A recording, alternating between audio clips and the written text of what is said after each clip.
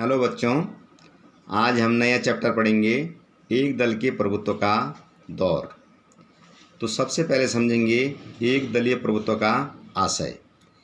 एक दलीय व्यवस्था का आशय किसी राजनीतिक व्यवस्था की उस स्थिति से है जब किसी एक दल का प्रभाव संपूर्ण राजनीतिक व्यवस्था, प्रशासनिक व्यवस्था व सामाजिक व्यवस्था पर होता है।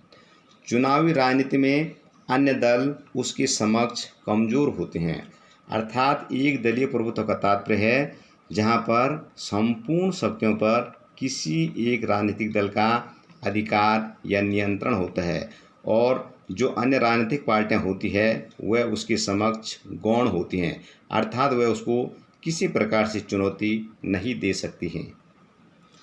इस एक दलीय व्यवस्था का आशय भारत में कांग्रेस से लगाया जाता है और इन आंकड़ों के आधार पर हम कह सकते हैं कि भारत में वास्तव में कांग्रेस का प्रभुत्व रहा है। भारत में जो पहला आम चुनाव हुआ था 1951-52, तो लोकसभा के लिए कुल 489 सदस्यों का चुनाव हुआ, जिसमें अकेले कांग्रेस को लोकसभा में 364 सदस्य प्राप्त हुए। द्वितीय आम चुनाव में भी 494 सदस्यों के लिए चुनाव हुआ, जिसमें कांग्रेस को 371 सदस्य मिले। जो तीसरा आम चुनाव हुआ उसके लिए भी 494 सदस्यों के लिए चुनाव हुआ, जिसमें कांग्रेस को अकेले 361 सदस्य मिले। अर्थात इन आम चुनावों में कांग्रेस को लगभग 70% से भी ज़्यादा सीटें मिली। चौथे आम चुनाव में भले कांग्रेस के प्रभुत्व में कुछ कमी आई है, लेकिन सत्ता फिर भी कांग्रेस के पास ही रही। 520 लोकसभा के सदस्यों के लिए चुनाव हुआ, जिसमें कांग्रेस को 283 सदस्य मिले, जबकि बहुमत के लिए लगभग 261 सदस्य ही चाहिए थे।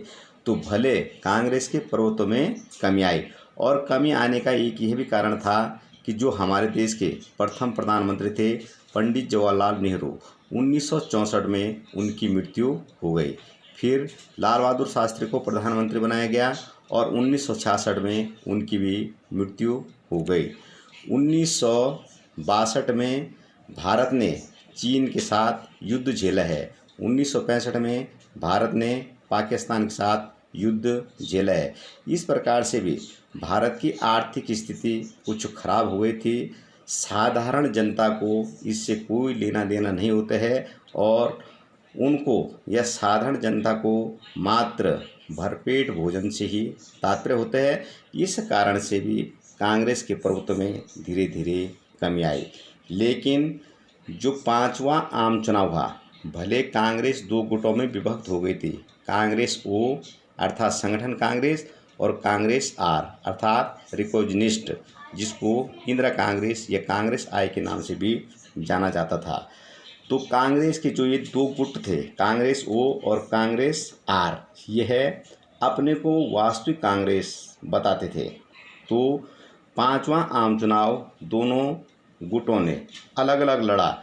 उसमें जो कांग्रेस आर अर्थात जो इंदिरा वाला गुट था, 518 सदस्यों में से 352 सदस्य इंदिरा वाले गुट को प्राप्त हुए। जो दूसरा गुट था कांग्रेस ओ अर्थात संगठन, उसको मात्र 16 सीटें प्राप्त हुई।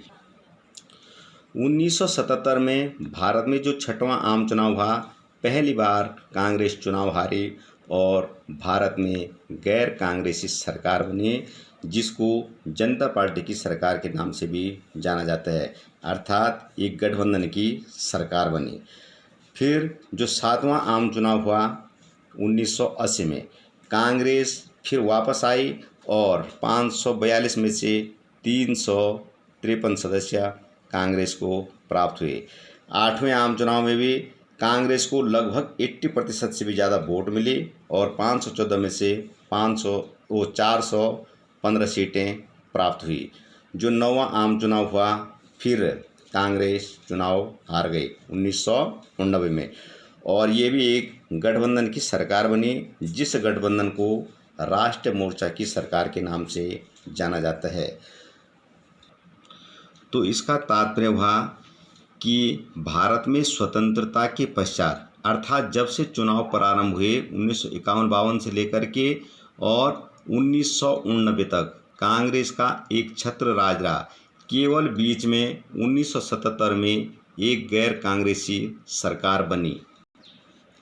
अब है भारत में कांग्रेस के प्रभुत्व की प्रकृति का तात्पर्य उसका स्वरूप किस प्रकार से रहा।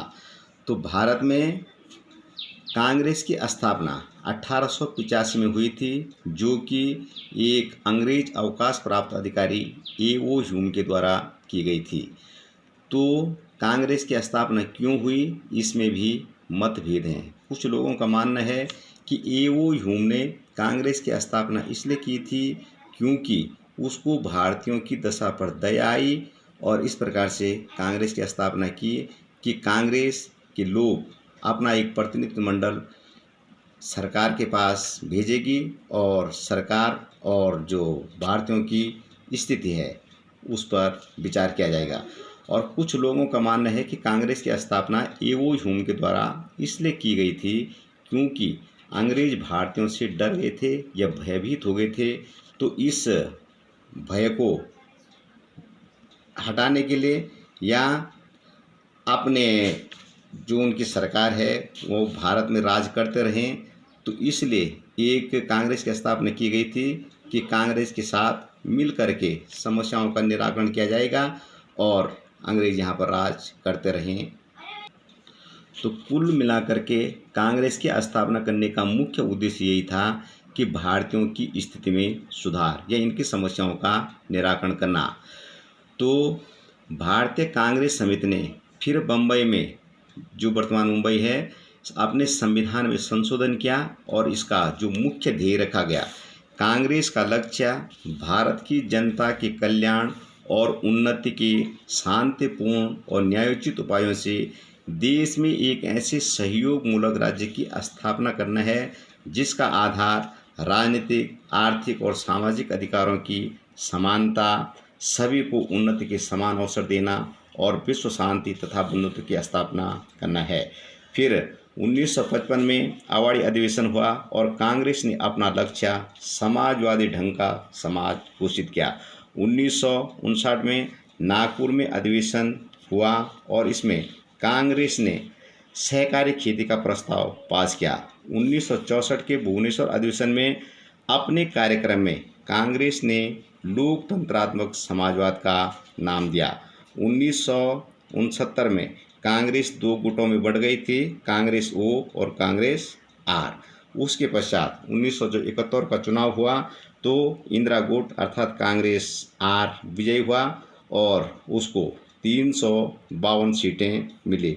उसके पश्चात जो दूसरा गुट था कांग्रेस O, उसको इस 5वें आम चुनाव में मात्र 16 सीटें मिली और धीरे धीरे ये जो संगठन कांग्रेस था वह एक प्रकार से लुप्त हो गया और इंदिरा कांग्रेस ही वास्तविक कांग्रेस बनी।